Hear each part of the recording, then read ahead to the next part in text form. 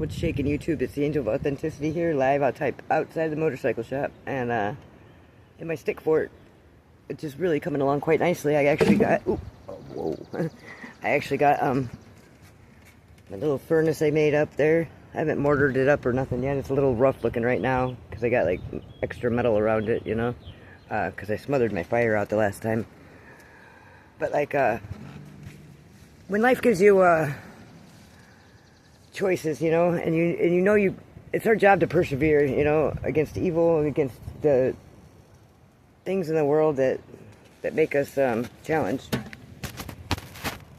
It's our job to persevere past that, you know, and just not become evil. That's our only jobs, really, because God doesn't call us to be successful. He calls us to be loyal.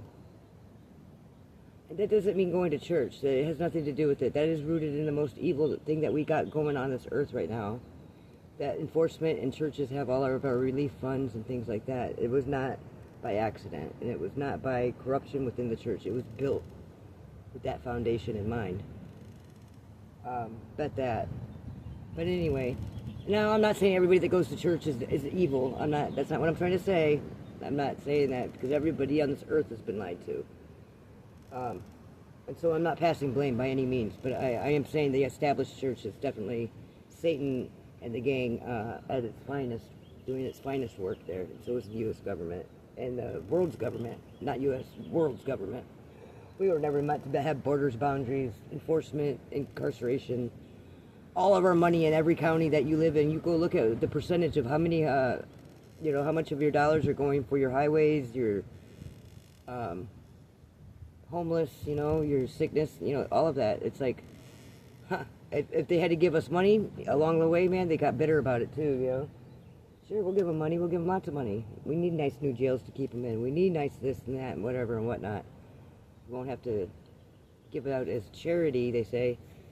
We wouldn't even need charity. Nobody would. I mean, except for the invalid and the very sick and old, like it used to be. If we didn't have people trying to put us in jail and confiscating our things and up our ass so much, with all them freaking monkeys on our asses, trying to freaking, you know, put us in jail and switch us over to the dark side, like, you know, there's no wonder, you know, so nobody's to blame, except for the devil, of course, and his janky little minions. But I don't even blame them, because, like, I believe everybody has a shadow side and a light side, and, you know, it's balance. Everybody has that all the way within them, you know. Otherwise, God wouldn't have put Satan right there next to Jesus, you know, and a lot of people might argue that, but I don't care. I was there, you know. I had an experience, and I seen it with my own eyes. And half the Ascended Masters wanted to kill the little Satan baby, and he even had the little V on his thing, from black hair, like little black baby hair there. And he looked different from Jesus because of that. They knew what he was right away, but that was God's will. It's not for us to decide. It is not for us to decide what's good for people and what's bad for people. That's for them to decide. We're sovereign. We were born sovereign. We were given sovereignty by our forefathers. We're given sovereignty just by the essence of what we are. We were given our own little planet here called Earth, you know, to be put on and to live life and love. And it is about balancing your soul's ascension and understanding it, though. If you're just an obedient student and you were taught a way and you listened to it because you were obedient to whatever cause you felt like you needed to be, you know, you might know and act right, you know, whatever way right is in that situation. Just fine. But if you don't truly understand it, then you're not going to understand why it was important to be like that. And so then when you go to teach it, it's a whole different ballpark. You're teaching it then on your opinions, your beliefs, and whatever surrounding your own dialogue pertaining to them rules or whatnot. You don't understand why they were put in place. You don't understand why they're there. You don't understand. And that, like right there alone, when people don't understand, or they're confused, or they're in the dark about something, that's the perfect place to weave illusions, because they can make whatever dialogue they want, you know? And when I say they, I mean anything that's against your purpose. God will support you, and you will have divine holy fire protection if you are living in purpose. Whatever you want to do. That doesn't mean you have to do what God says to do. That we don't know what God says to do. Ask yourself. Look at yourself in the mirror. Sit there in silence, and that's what God says to do. And I know firsthand, and I don't give a shit. If you want to get into a debate about it, let's go. Let's get ready to rumble. We'll go live on Rumble and do it. I'm up for it anytime. Because, like, the only job that the devil does and has, because he's not allowed to do a lot of things unless you allow it. You know, if you allow it, then we got free will. Our God loves us that much, he gives us free will to fuck it up. It's like that teenage kid that you know, I don't know if it's a good idea or not, but they really want to be in that band, you know. Music is a good thing, and at least he's, you know, not on drugs, you know, and you let him go do it. Like, it's that kind of thing. You know, he was feeling like that all the time, but he also has a plan for all of us, and that's to prosper, not to be destroyed. That's the devil's only plan: total destruction, total destruction. And it wasn't easy to do that, really, because people used to have a little bit of faith, and they were rooted in spirituality, but we're inherently good. So it's taken a while. I mean, God made us and said, we are good. Now, I don't care if you believe that we're in a simulation, it applies. If you believe that the Big Bang Theory was true, it still applies. All of it still applies. That's what a lot of people don't realize. When people they get so busy arguing on a point to be right, they don't realize the truth in everything that they're saying all applies. God's an alien. Well, he is by definition. He's not of this world. He says that. He's not from this world. He's not of this world. He came alive through Jesus, and he's alive through us. He's a big ball of light. He's a big ball of energy. He's an essence. He's a, you know, duh. I don't know why people want to freak out over that concept. Well, our human definition, at least in the United States, is anything not of this world is an alien. Just like anything that's flying in the air that they can't identify, or whoever, anybody, you know, if I can't identify it, it's a UFO. You know, if it's not a bird, it's not a plane, you know. And it's not Superman, unfortunately. You know what I mean? Like, it's a UFO. But when you say God's an alien, they're thinking like you're saying he's a Martian, you don't believe in the real God, that you got this like weird sideways thinking or something, and it's so not true. We already know the planet was put here. That's one thing that almost everybody could agree on. It wasn't always here, and then it was here, and it was here to inhabit humans. How we got here and whatever they want to argue, but like, why does that matter? It's just keeping you distracted anyway. But I'm way off point here. I was like, gonna do a 2-second short, but like, okay. So like, you're here on Earth. We're all so spiritually disconnected from the reality of it because we've been lied to for so many generations, and we've been taught so wrong, and we want to have respect for our elders, but at the same time it's wrong. And even the elders realize that, I think, at this point.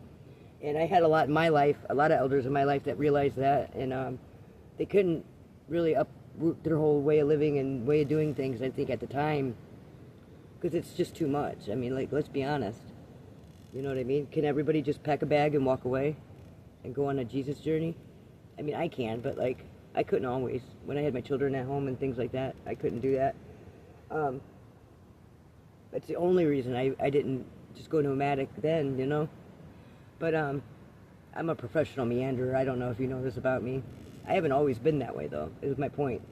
There was a point in time where I needed to be one way, and then I evolved into what I am now. And so, when your life gives you a choice, and you say, well, I want a lemonade stand. And they said, okay, do it then. You got my blessing. And you go out and you're like, well, I need lemons. I don't even have any lemons. How am I going to have this lemonade stand? I don't even have any lemons. All I got is this table and a sign. I ain't got no lemons. You know? When that happens, then you say, I need lemons. Oh, well, the devil's been there the whole time because he knows that if you're going to be the biggest lemonade distributor ever, say. He knows your purpose. He knows they study bloodlines, and janky demons do. They study bloodlines, and they wait for you. You are a chosen one in many ways if you're going to do anything great in your life, because they wait for you, and they wait, and they wait. And when you're born, there's already all these karmic people put in your area. I mean, 100%. If you're not even born to a demonic person already that's disguised. Because they don't want you to be seen. They don't want you to fall into purpose. If you fall into purpose, it ruins their entire... One light worker is as strong as Satan's whole army, so... Know that. I mean, that's true. That's so true. We could rebuke any of them we want. You trample them like scorpions and snakes under your feet. You sit in that fire and don't burn. You know what I mean? Like they don't know. They can't have a drip of our divine essence on them, because They're not allowed. They were kicked out for their wicked ways. You know what I mean? Like, who sneaks that asshole back into the bar that would just cause a fight with everybody and smack the old lady bartender and all that other shit? You know what I mean? Nobody does that. That's not how it operates, and there's no chance of it happening because they lock the back door after they do that and they close up. You know what I mean? That's how God is with our bodies and our vessels. We make sure that there's no trace of them there. If you're going to start making deals on both sides. Now, that doesn't mean that you can't operate on both sides, because sometimes we do. I'm the angel of authenticity. That's like a 5 on the Richter scale as far as the things we experience and the emotions we have. Authenticity is one of them things that you have all of them emotions that are involved. There's everything from love to disdain in that, being authentic, you know what I mean? And it's not like being mean or nothing like that, or being like, oh, I'm so loving, you know, where you can't go sit next to a homeless person and kick it with a homie. You know what I mean? There's a balance there. It's like right on the teeter-totter, you know? And as long as you don't hold bitterness or jealousy or anger or resentment in your heart, authenticity will always be that 5, you know, that oddball out, just 4 on each side, or whatever it is. 4 on each side? 4? How's that work? I don't know. Well, anyway, you're like this. Anyway, I know it energetically, so that's why I know. I don't ever look anything up before I talk about it. So I'm trying to speak from my experience of what I've lived, felt, smelt, seen, touched. Not what I hear, not what I read. Sometimes, but you know what I mean. But like, it could go either way, but it's always going to tip towards the light, because like, once people get a little bit of, they could just see, wow, they were just here with me doing like crap. Look at them all the way up there, you know? Because that teeter-totter goes, whoop, whoop. You're on the same board to start with, though. Everybody is, you know? And it's like, them janky demons will sit down like a monkey, or like an animal, or a bunch of violent felons at a prison on a chain link fence. You know, they'll see you way up there, and they want to taste it and touch it and steal it, and they can't destiny swap it, and they can't copycat it, you know what I mean? And they'll sit there and shake that chain link fence, trying to wiggle you down. That's what's happening in the world right now. That's what's happening in the world right now, and there's so many people that are on that fence still, like up high, but they're hanging on by a pinky, or maybe their shirt got caught on it on the way down, and they're hanging there by their shirt, you know, and the devil's like, oh, well, how's that now? Here, let me help you. Let me wiggle you loose, you know. How about now? Because he just wants you to fall. Total destruction is the devil's only goal. He's not shy about talking about it. He's not shy about showing it. So let's be real. He's been running the things here in the world for a while, and it's not working for us, people. We're being poisoned by our governments. We're being enslaved through the 9-to-5 matrix. That's a real thing. Like, we should have never been doing that. We should have been at our farms and our homesteads, taking care of our own kids so we don't need daycare, taking care of our own families so we didn't need to go and work no 9-to-5 job, because everybody took care of each other. Duh. There was no need for it. Like, I'm scared to break away. Well, that's not how we were designed to be anyway. If you got a house that's paid for, or you got a house that you can make a mortgage on, working like whatever, if you gave up all the other bullshit in your life, like the lease on the car and this and this and this and this and this, all the things that you need to stay away from your house and your family. Think about all the money you spend staying away from your family. Literally. Not doing what you need to do. Your purpose is to have happiness and to have your land, which you're sovereign on, and that we're all entitled to that. That's why they did the homestead thing and all that bullshit. Like, oh, we'll cut you a break on this when it's your homestead, because it's our God-given right. You know, and he put us here. And it's not the devil's right, and it's not the demon's right. It wasn't put here for them. They got a place somewhere for that. It's like the ethers and the hell and all that. The earth, when you are on earth, not in outer space, right above the earth's atmosphere, doesn't count. Not when you're down in the hell, or you're fucking around in the ethers, or you're astral projecting or something. You don't have the same protection.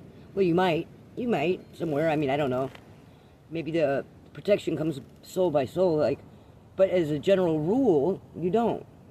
And that's why all of that's really viewed as a lot of demonic activity, even though I've astral projected many times through God, or I hope it's God. No, I mean, really though, through God or something, and not meaning to, not knowing what was going on then, and not even understanding it now. That's okay, because God will do that, and he'll show you things like that. That's different.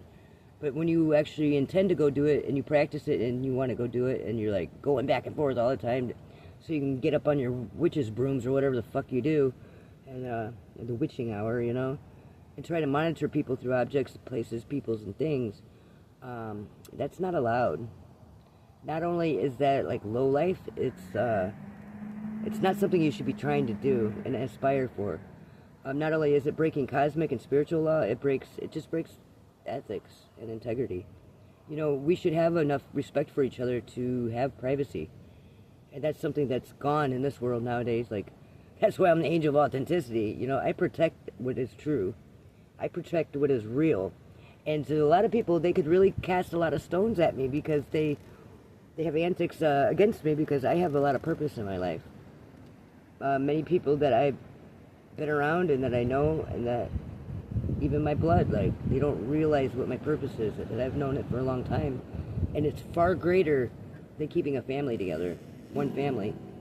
I know that much. Otherwise it would have been, you know, you wouldn't have never got me to do it. Think about it, you know, like nobody would. So it's hard to uproot your whole family and just go for it. But like, if life gives you nothing but a butter knife and lemons, because all you asked for was lemons for your lemonade stand and you didn't get specific with it, they're going to breadcrumb you and they're going to give you as little as bit as they can, you know, just a little tiny bit. And the only thing you could do then is to be the main squeeze and to watch them pucker up.